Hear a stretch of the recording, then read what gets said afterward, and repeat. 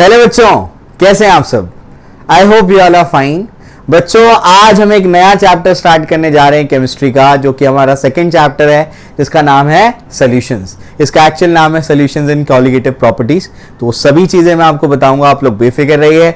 इसमें जो हम लोग ने जो फर्स्ट चैप्टर किया था सॉलिड स्टेट, उसमें धमाल मचा दिया था। जो बच्चा अगर प्रॉपर्ली लेक्चर्स देखेगा तो उसको पूरी तरीके से सॉलिड स्टेट क्लियर हो जाएगा। बिल्कुल वैसे ही सॉल्यूशंस में हम लोग धमाल मचाएंगे भी, ठीक है। तो सॉल्यूशन जो हमारा चैप्टर है, ये बड़ा ही इंटरेस्टिंग चैप्टर है और इसका अभी इंट्रोडक्टरी लेक्चर है। आज आपको इंट्रोडक्शन दूंगा मैं इस चैप्टर का, और इसके बाद जो सेकंड लेक्चर होगा वो कॉन्सेंट्रेशन टर्म्स पर होगा। कॉन्सेंट्रेशन टर्म्स जो है ये रिवाइज करना जरूरी है, जो कि स्टेट बोर्ड में नहीं दिया हुआ है। होता यह है कि एनसीईआरटी 11th में पढ़ाता है और 12th में भी क्या करता है, कॉन्सेंट्रेशन टर्म्स को रिवाइज कराता है। स्टेट बोर्ड ने क्या किया, 11th में तो पढ़ाया लेकिन 12th में उसको रिवाइज नहीं कराया, और 11th में बच्चे पढ़ते ही कहाँ, उनको होश ही कहाँ होता है। तो अगर वो 11th में नहीं पढ़े होंगे तो 12th में कॉन्सेंट्रेशन टर्म्स नहीं पता होंगे, तो अगर नहीं पता होंगे तो आगे की चीज़ों में उनको दिक्कत होगी, क्योंकि कॉन्सेंट्रेशन टर्म्स जो इंपॉर्टेंट वाले हैं वो सब रिवाइज करा दूंगा मैं। तो जो इंट्रोडक्टरी लेक्चर के बाद जो सेकंड लेक्चर होगा, लेक्चर 2 सॉल्यूशंस पे, वो कॉन्सेंट्रेशन टर्म्स पे होगा। आपको प्रॉब्लम्स भी कराऊंगा मैं उसके ऊपर, और उसके आपको सारी फॉर्मुलेज वगैरह सब कुछ मैं आपको सिखा दूंगा। तीसरा लेक्चर फिर हमारा सॉल्युबिलिटी वगैरह से स्टार्ट हो जाएगा, जो कि हमारे टेक्स्ट बुक में दिया हुआ है। तो सेकंड लेक्चर जो होगा वो आपका बेस बनाने के लिए होगा, बहुत इंपॉर्टेंट लेक्चर है और वो आपके लिए जरूरी भी है, ठीक है। क्लियर हो गया। तो आइए आज इसका इंट्रोडक्शन करते हैं हम लोग। क्या है हमारा चैप्टर का नाम? हमारे चैप्टर का नाम है सॉल्यूशंस। क्या नाम है? सॉल्यूशंस। तो ये हमारे चैप्टर का नाम है। तो सबसे पहले क्या करना पड़ेगा बच्चों, सबसे पहले हमें सॉल्यूशन को डिफाइन करना पड़ेगा। तो आइए सॉल्यूशन को डिफाइन करते हैं। तो सॉल्यूशन का डेफिनेशन क्या है? सॉल्यूशन का डेफिनेशन है ए homogeneous mixture of 2 or more substances in which the substances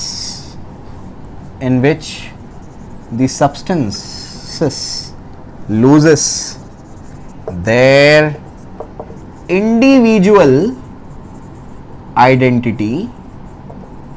Substances loses their individual identity and they can't be separated. They can't be separated by simple physical method. ये आपका proper definition है solution का। आपके text book में सिर्फ इतना दिया हुआ है, होमोजेनियस मिक्सचर ऑफ 2 और मोर सब्सटेंसेस, ठीक है। सब तोड़ तोड़ के समझाता हूं। आइए सबसे पहले आपको ये समझना पड़ेगा होमोजेनियस मतलब क्या होता है।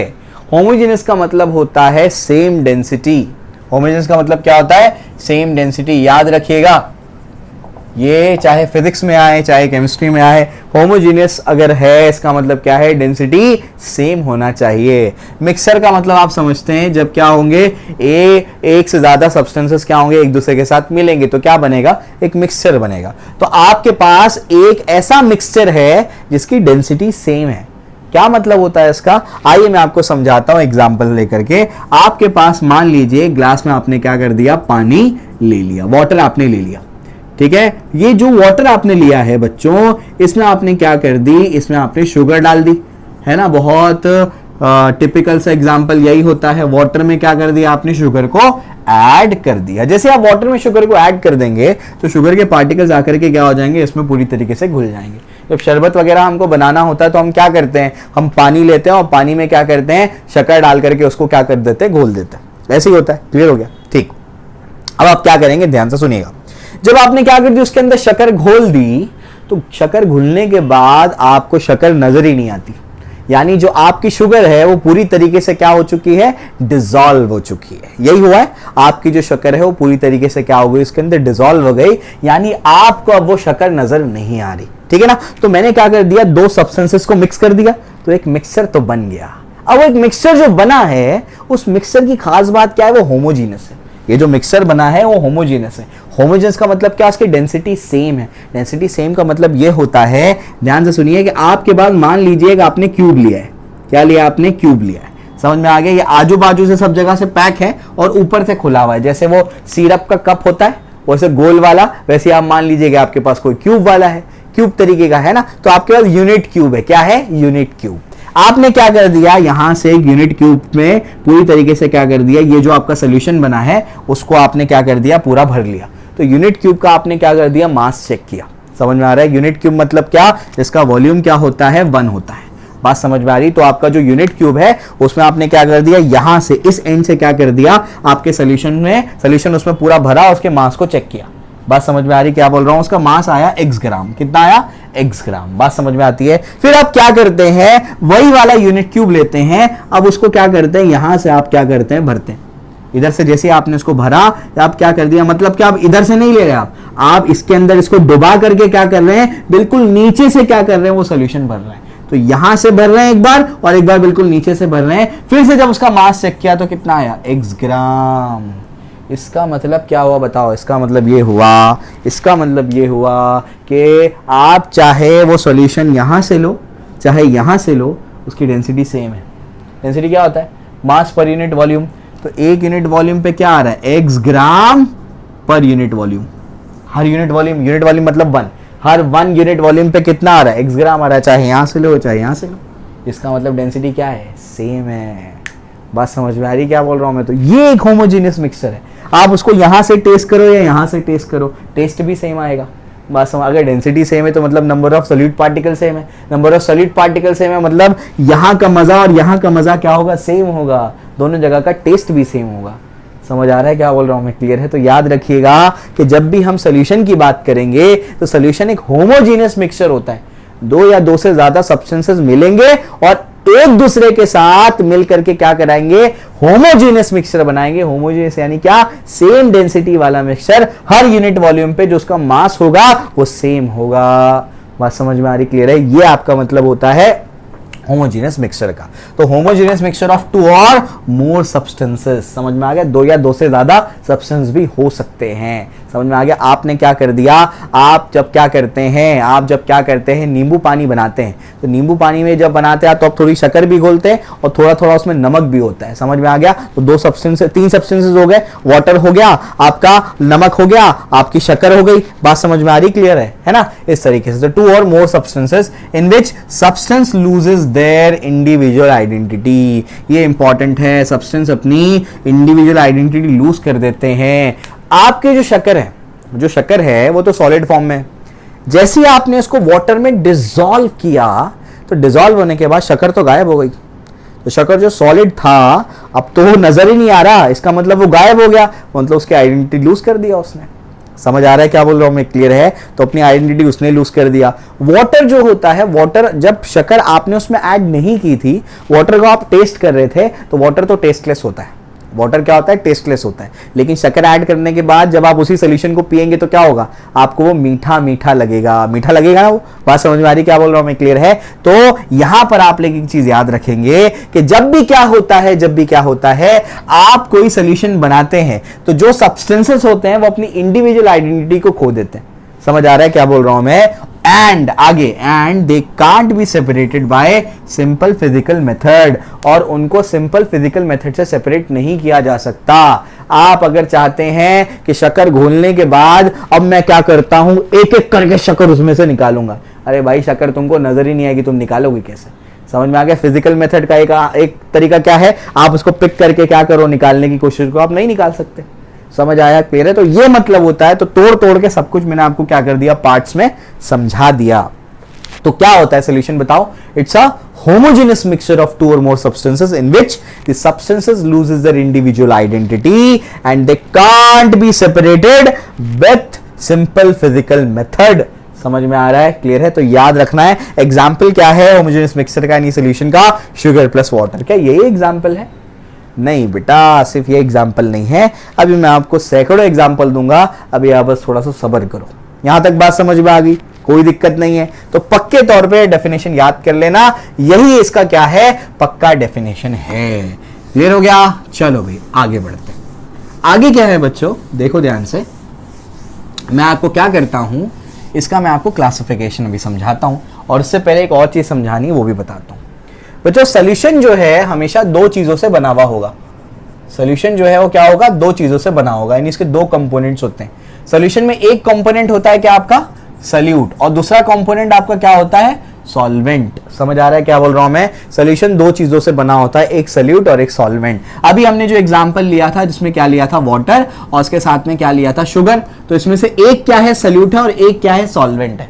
अब कौन सॉल्यूट है कौन सॉल्वेंट है, उसका डिसाइडिंग फैक्टर क्या होगा? तो डिसाइडिंग फैक्टर उसमें यह है कि जो लार्जर अमाउंट में होता है, जो क्या होगा, लार्जर अमाउंट बाय मास होगा, उसको हम लोग सॉल्वेंट कहेंगे। और जो क्या होगा, स्मॉलर अमाउंट में होगा, जो क्या होगा आपका, स्मॉलर अमाउंट बाय मास होगा, उसको हम लोग क्या कहेंगे, सॉल्यूट कहेंगे। समझ में आ गया? तो जो लार्जर अमाउंट में उसको सॉल्वेंट बोलेंगे, और जो आपका स्मॉलर अमाउंट में है उसको सॉल्यूट बोलेंगे।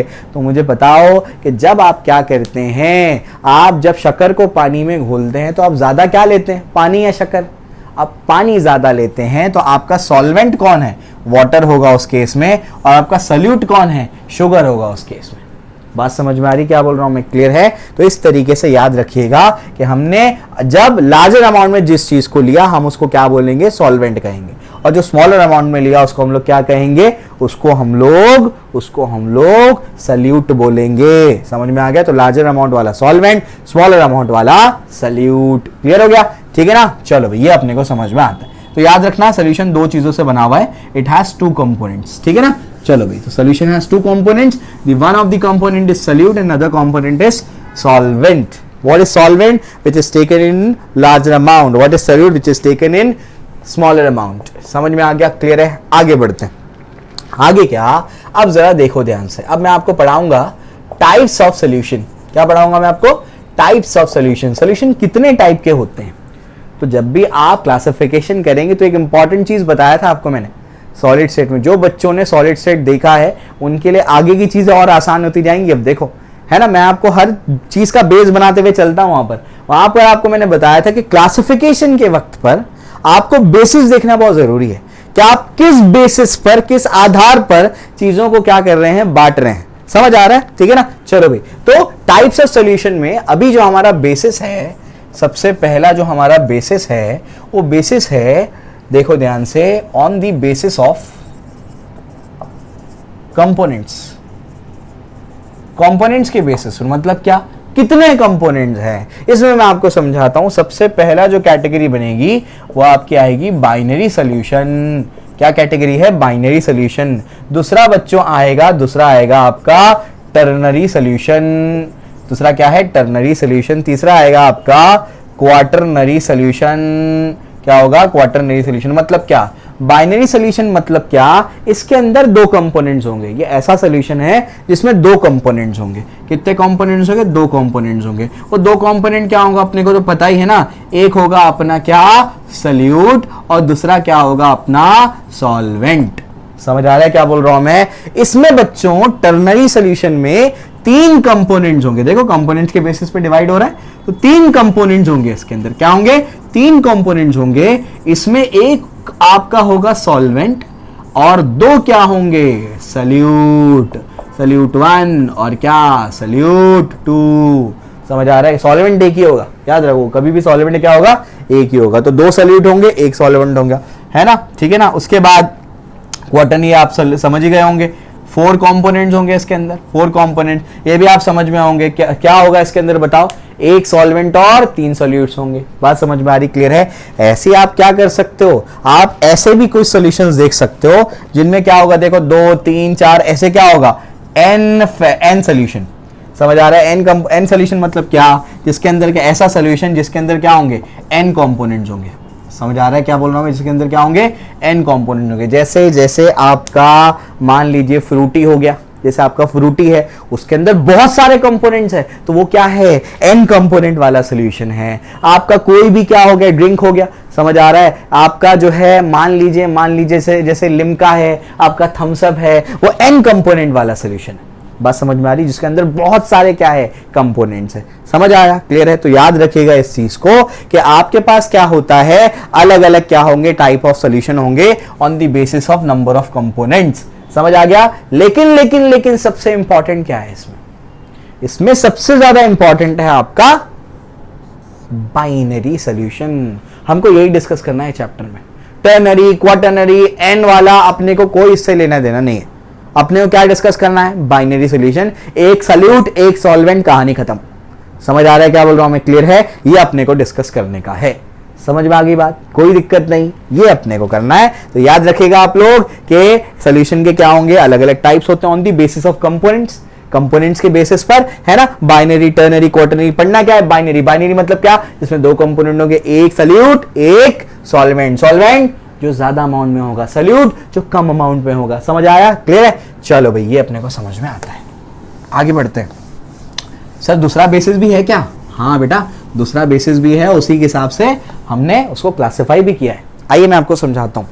इसमें जो दूसरा इसका बेसिस है वो ये है, ध्यान से सुनिएगा, on the basis of amount of solute.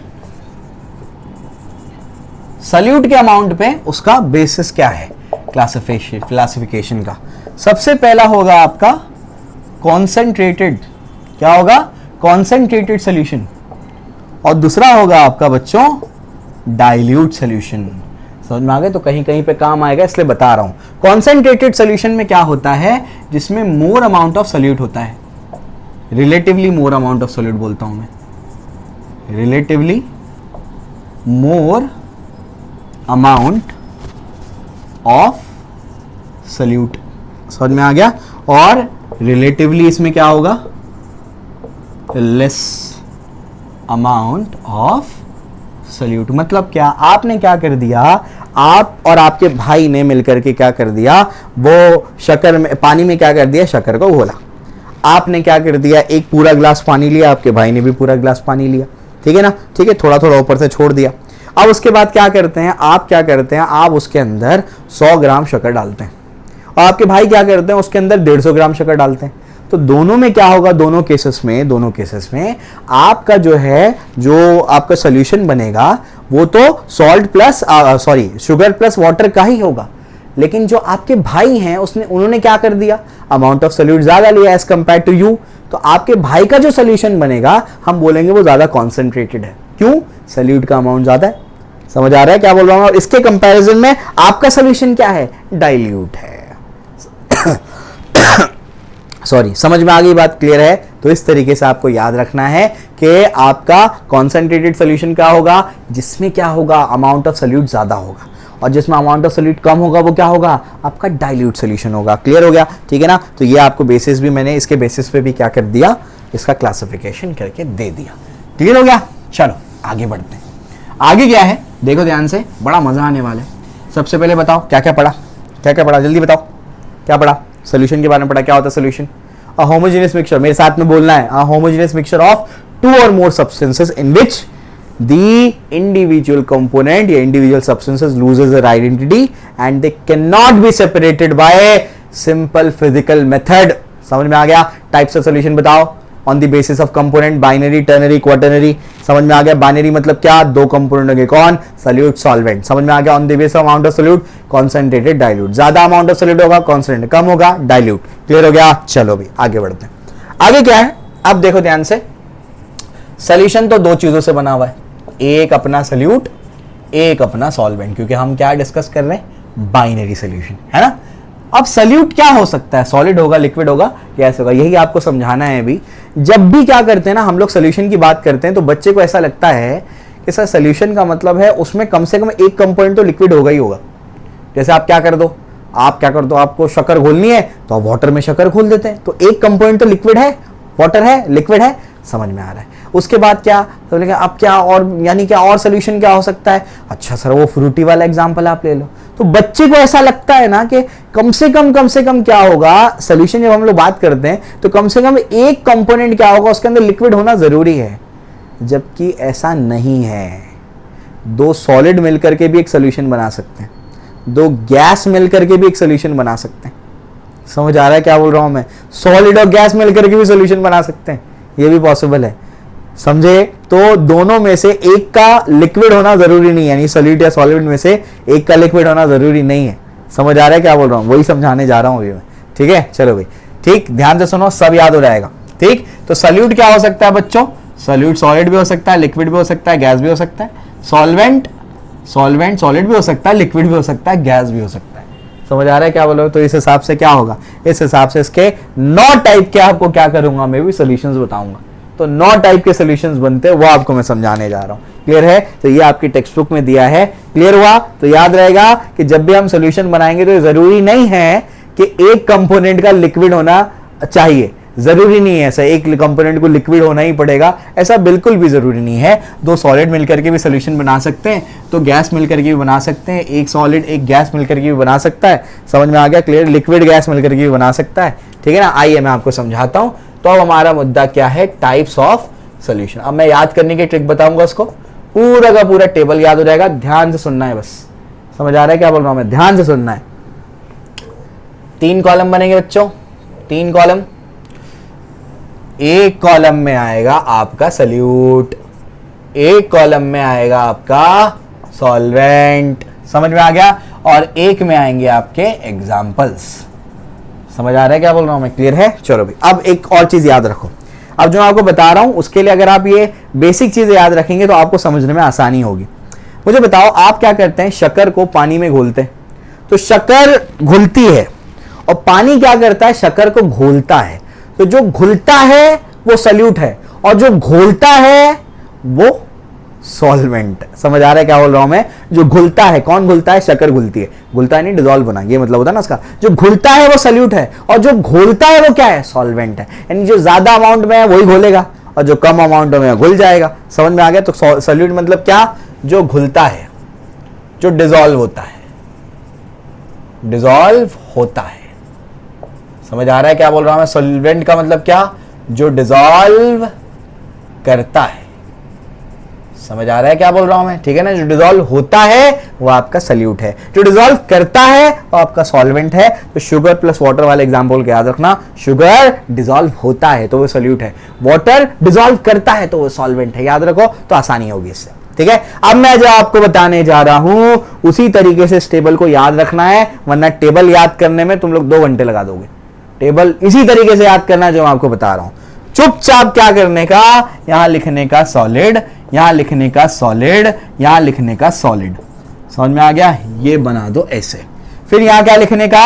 यहां लिखने का लिक्विड, यहां लिखने का लिक्विड और यहां लिखने का लिक्विड। समझ में आ गया? फिर ये ऐसे बना दो। फिर यहां लिखने का गैस, यहां लिखने का गैस और यहां लिखने का गैस। समझ आ गया? Solid solid solid, liquid liquid liquid, gas gas gas. समझ आ गया? उसके बाद तो कुछ बचता ही नहीं है। Solid, liquid, gas.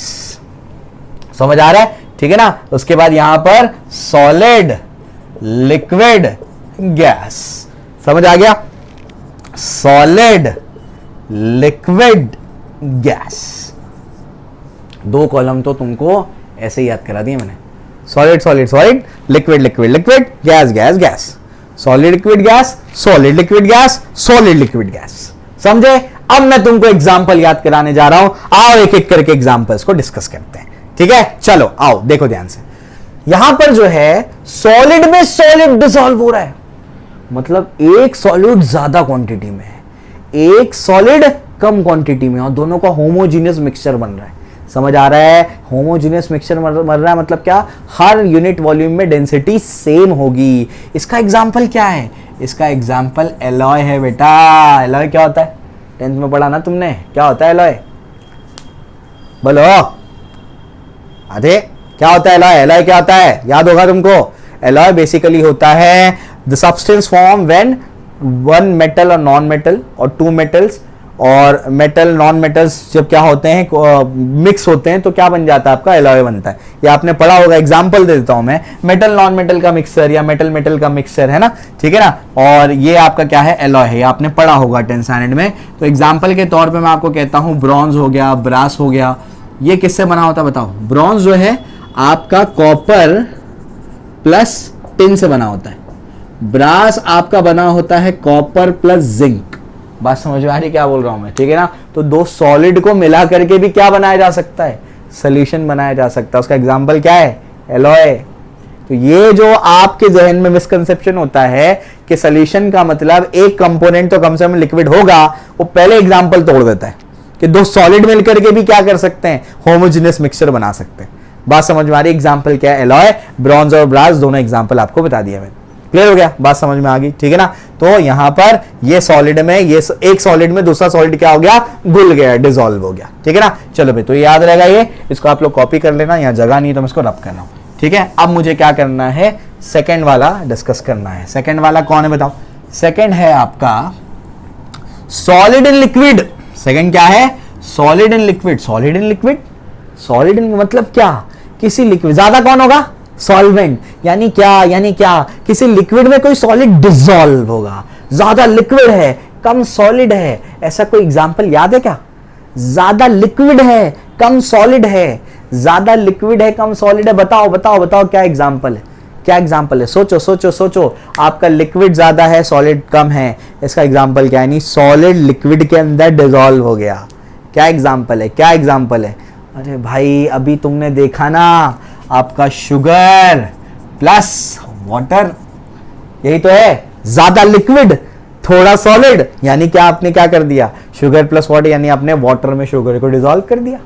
बात समझ में आ रही, क्लियर है। तो सॉलिड लिक्विड में डिसॉल्व होने वाला ये आपका क्या है, एक एग्जांपल है, शुगर प्लस वाटर या सॉल्ट प्लस वाटर, समझ आया, क्लियर है। चलो भाई ठीक, अब बताओ ज्यादा कौन है गैस, कम कौन है सॉलिड, समझ आ गया। यानी क्या, आप किसी गैस में क्या कर रहे हैं, सॉलिड को डिसॉल्व कर रहे हैं, किसी गैस ज्यादा अमाउंट में, उसमें सॉलिड पार्टिकल डिसॉल्व हो रहे हैं, ये क्या है बताओ, इसका एग्जांपल बताओ। गैस ज्यादा अमाउंट में और उसमें सॉलिड पार्टिकल क्या हो रहे हैं, डिसॉल्व हो रहे हैं, बताता हूं मैं, देखो ध्यान से। इसका एग्जांपल है आपका स्मोक, क्या एग्जांपल है, स्मोक, आपका जो धुआं होता है ना, धुआं, वो उसका एग्जांपल है। आप क्या करो, लकड़ी जलाओ, लकड़ी जलाने से क्या होगा, लकड़ी जलाने से धुआं निकलेगा।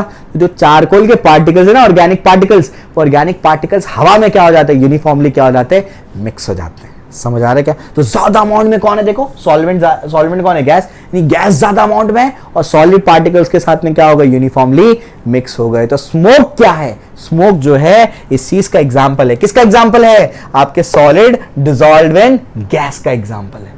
तो मैं कहा सॉलिड गैस में डिसॉल्व हो गया, समझे, क्लियर हो गया। एक एक एग्जांपल ऐसा दे रहा हूं कि तुम्हारे दिमाग में फिट हो जाएगा जाकर के, समझे, क्लियर है। आओ आगे बढ़ते हैं, आगे क्या, अब लिक्विड इन सॉलिड, मतलब ज्यादा अमाउंट में सॉलिड है, कम अमाउंट में लिक्विड है, यानी सॉलिड में लिक्विड डिसॉल्व हो रहा है। क्या बोल रहा हूं मैं, ध्यान से सुनो, सॉलिड में क्या हो रहा है, लिक्विड डिसॉल्व हो रहा है। ऐसा हो सकता है क्या, सॉलिड में लिक्विड डिसॉल्व हो गया, बोलो भाई, ये इसमें डिसॉल्व होगा, जो डिसॉल्व करता है और ये डिसॉल्व होता है, तो सॉलिड में क्या होगा, लिक्विड डिसॉल्व होगा। सॉलिड आपका लिक्विड है और सॉल्वेंट आपका क्या है, सॉलिड, यानी सॉलिड ज्यादा अमाउंट में, लिक्विड कम अमाउंट में, सॉलिड में लिक्विड डिसॉल्व हो गया। इसका एग्जांपल बच्चों हैं आपके अमेलगम्स। क्या एग्जांपल है आपके, अमेलगम्स। अमेलगम समझता है, अमेलगम नहीं पता होगा तो बता देता हूं। जब भी कोई मर्क्यूरी किसी के साथ मिक्स होता है, किसी के अंदर डिसॉल्व हो जाता है, ध्यान सुनो, जब भी कोई मर्क्यूरी किसी के अंदर डिसॉल्व हो जाता है, उसको अमेलगम बोलते हैं। मर्क्यूरी सारे मेटल में डिसॉल्व हो जाता है एक्सेप्ट आयरन। क्या बोल रहा हूं मैं, मर्क्यूरी क्या हो जाता है, सारे मेटल्स के साथ में क्या करता है, अमेलगम बनाता है। सिल्वर अमेलगम, तो अगर आप क्या करेंगे, अगर आप मर्क्यूरी लेंगे, उसको सिल्वर के डब्बे में डालेंगे, तो मर्क्यूरी क्या होता है, सिल्वर में डिसॉल्व हो जाता है और वो मर्क्यूरी खराब हो जाती है, समझ आ रहा है। आप मर्क्यूरी को कॉपर में डाल देंगे तो मर्क्यूरी क्या होगी, कॉपर में डिसॉल्व हो जाती है, समझ आ रहा है क्या हो रहा हूं, मर्क्यूरी फिर से खराब हो जाएगी। एल्यूमिनियम में डाल दो, एल्यूमिनियम में मर्क्यूरी क्या हो जाता है, डिसॉल्व हो जाता है। जब भी मर्क्यूरी क्या करेगा, किसी सब्सटेंस के साथ में मिक्सचर बनाएगा, ठीक है ना, खास करके मेटल्स के साथ में, तो उनको क्या बोलेंगे, एमालगम्स बोलेंगे, समझ में आ गया। तो एमालगम्स की यहां पर बात है। मर्क्यूरी आयरन के साथ में डिसॉल्व नहीं होता। अगर आपको क्या करना है, मर्क्यूरी को एक जगह से दूसरी जगह ट्रांसपोर्ट करके लेकर जाना है, तो आप क्या करते हैं, लोहे के डब्बे में उसको लेकर के जाते हैं, समझ में आ गया। क्यों, क्योंकि अगर एल्यूमिनियम के डब्बे में मान लो लेकर के जाएंगे तो मर्क्यूरी इसमें डिसॉल्व हो जाएगा, मर्क्यूरी खराब हो जाएगी, तो अपने को कोई काम की नहीं हुई मर्क्यूरी, समझ आ रहा है क्या बोल रहा हूं मैं, क्लियर है। तो याद रखिएगा कि जब मुझे क्या करना है, एक जगह से दूसरी जगह मर्क्यूरी लेके जानी है, तो हम लोग क्या करते हैं, लोहे के डब्बे में लेके जाते हैं। आप बोलेंगे ग्लास में लेके जाओ, वो तो थर्मोमीटर में रहता है। अरे भाई, ग्लास के टूटने के चांसेस ज्यादा होते हैं, इस वजह से हम क्या करते हैं, उसको लोहे के डब्बे में क्या करते हैं, उसको लेके जाते हैं। समझ आई बात, क्लियर है। तो याद रखो, अमेलगम्स जो होते हैं हमारे मर्क्यूरी का मेटल्स के साथ में जो मिक्सर बनता है, उसको क्या कहते हैं, अमेलगम्स। तो जितने भी अमेलगम्स हैं उसमें लिक्विड क्या होता है, सॉलिड में डिसॉल्व हो जाता है, समझ में आ गया। तो मर्क्यूरी क्या करता है, आपके मेटल्स में क्या हो जाता है, डिसॉल्व हो जाता है, अमेलगम्स, ठीक है। लिक्विड इन लिक्विड, ये क्या बताऊं ना तुम लोगों को मैं, लिक्विड इन लिक्विड, दूध में पानी है, दूध में पानी, समझे, ठीक है ना, मिल्क प्लस वाटर, दूध में पानी मिक्स कर देते हैं अपन तो वो क्या है, लिक्विड इन लिक्विड वाला सोल्यूशन है। अल्कोहल में वाटर मिक्स कर देते तो क्या है, लिक्विड इन लिक्विड वाला सोल्यूशन है। ये क्या बताना है मुझे तुमको, ठीक है। लिक्विड इन गैस, ज्यादा अमाउंट में कौन है, गैस है, सॉल्वेंट गैस है, उसमें लिक्विड डिजोल्व हो रहा है, लिक्विड कम है, गैस ज्यादा है। ये आपकी ह्यूमिड एयर जो होती है, ह्यूमिड एयर जो आपकी क्या होती है, ह्यूमिड एयर, आपकी ह्यूमिड एयर है ना, वो आपका क्या है, ह्यूमिड एयर जो है लिक्विड इन गैस का एग्जाम्पल है। क्या मतलब हुआ इसका, जो वाटर वेपर्स होते हैं ना, वाटर वेपर्स, भाप जो बनती है, जो अपने वाटर के वेपर्स बन गए, तो वाटर के जो वेपर्स बन जाते हैं वो एयर में पूरी तरीके से यूनिफॉर्मली मिक्स हो जाते हैं। तो वो जो एयर होती है इसको क्या बोलते हैं, ह्यूमिड एयर, नमी वाली हवा, हवा में नमी है।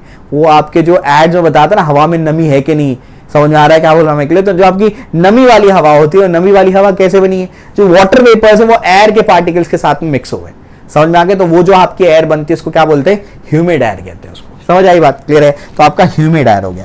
उसके बाद आगे बढ़ते हैं, गैस इन सॉलिड, सॉलिड ज्यादा अमाउंट में, गैस कम अमाउंट में, यानी क्या, अरे भाई यानी आपके सॉलिड पे गैस डिसॉल्व हो रही है। अभी समझ आ रहा है क्या बोल रहा हूं मैं। ये एग्जांपल मैंने आपको सरफेस केमिस्ट्री में पिछले साल बताया था, एसआई के बच्चों को बताया था, जिनको नहीं पता उनको बता देता हूं। पैलेडियम या प्लैटिनम जो आपके एलिमेंट्स होते हैं उनमें H2 के अगर हम लोग क्या कर देंगे, गैस को यहाँ पर भेजेंगे इसके ऊपर, तो H2 की गैस जाकर के इस पे H2 के पार्टिकल्स पे एब्जॉर्ब हो जाते हैं। समझ आ रहा है क्या बोल रहा हूँ मैं। तो ये इसका एग्जाम्पल है, H2 प्लस प्लैटिनम या पैलेडियम।